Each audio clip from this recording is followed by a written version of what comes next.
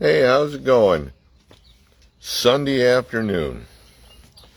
Got my nap in. I thought I would come on here and maybe it'll sound like I'm rambling. I don't know, but I just felt like to come on here and to say a couple things that are on my heart, that's on my mind, and you know, hopefully somebody may ponder on it. It may do somebody some good. I don't know. But there's some things I've been noticing. For instance, I noticed over in Uganda, a friend I know over there, they're going to see Benny Hinn, and there's a lot of people going there. Now, you think whatever you want about Benny Hinn. I'm not saying good or bad about him, but if I went there, I doubt if I'd draw a big crowd. Is it because he would say something more profound than I could ever come up with? Or is it because he's popular? Do we as Christians, are we actually really seeking God? Do we think we're going to get more of a presence of God because of the person? My question. Do we chase after the man because of popularity? Do we go listen at revivals to a man due to the popularity or due to the entertainment value they offer? Now, I'm not downgrading anybody in any way. I'm just asking a simple question. Do we go to learn about God? Do we go to sit in the presence of God? Do we just go to worship, or do we seek after the popularity of a man? Do we seek the entertainment? Oh, that man preaches. He runs all over this. He does this. He does that. But does he tell you the truth? I'm just things that cross my mind. I feel like we chase popularity. For instance, if a person is a great singer, but nobody knows them, will they pack a stadium? No. But a person who's well known, they may not sing any better, they'll pack a stadium. We chase after popularity. Isn't that odd?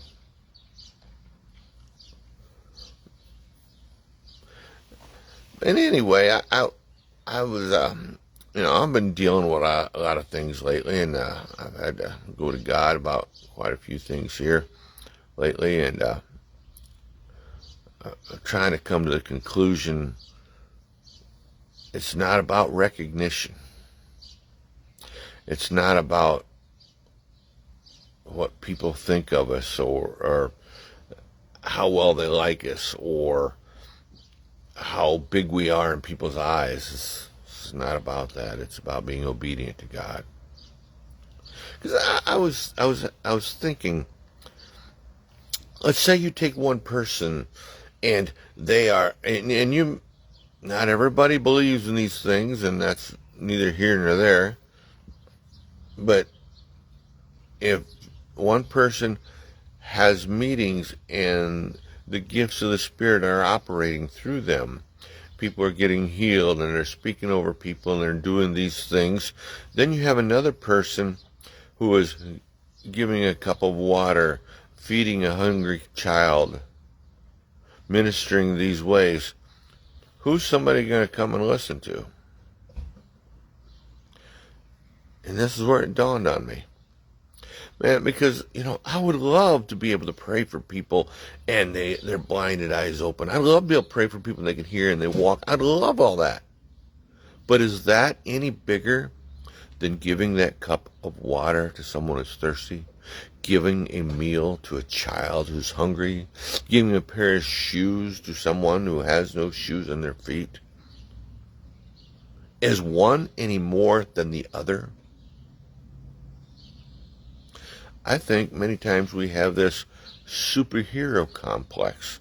We like the superhero thing. We put people who maybe God uses in these things, or we want to do these things like we're a superhero.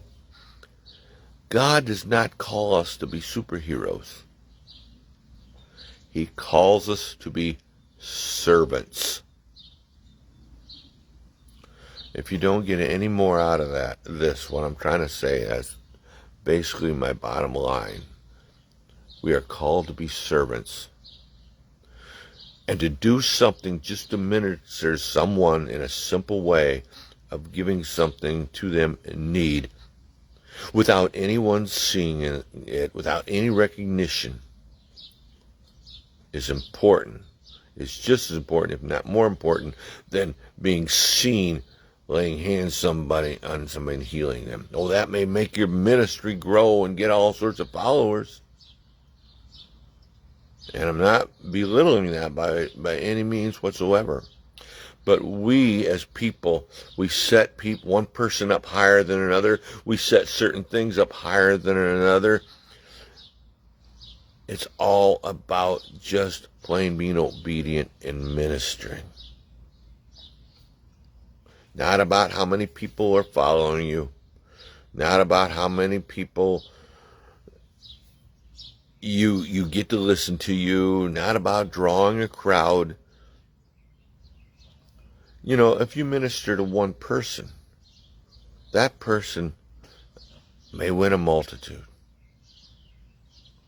So we got to quit measuring what's bigger and better than others. We do the same thing with sin. This sin's real high and this sin's real low.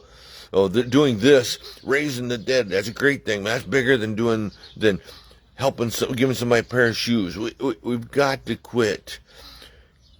I can't prioritizing making one thing greater than another. We just got to be obedient to do what we are to do.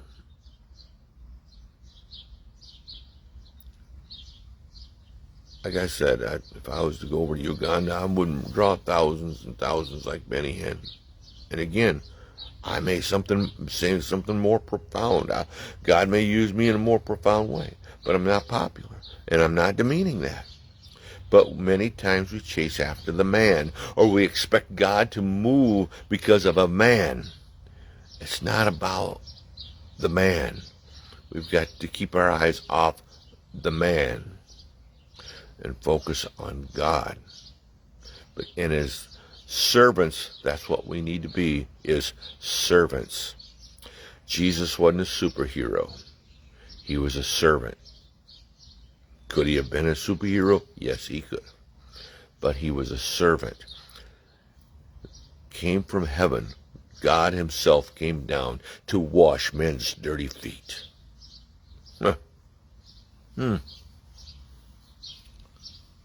But we want to do the big things.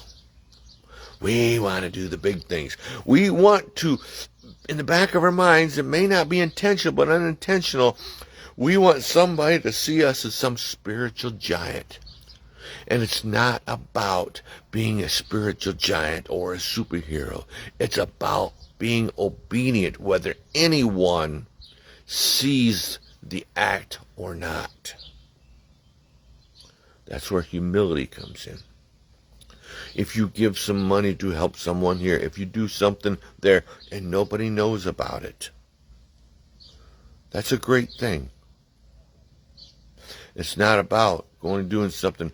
Boy, I just prayed over this person and blinded eyes open. Look, what? I can have this big ministry and I can bring in all this money and I can be famous and all that. I think I got a bee bother me. Anyway, it's not about that.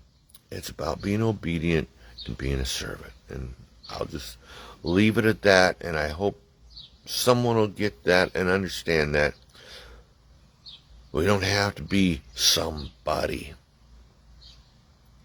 We just need to be a servant. Thank you.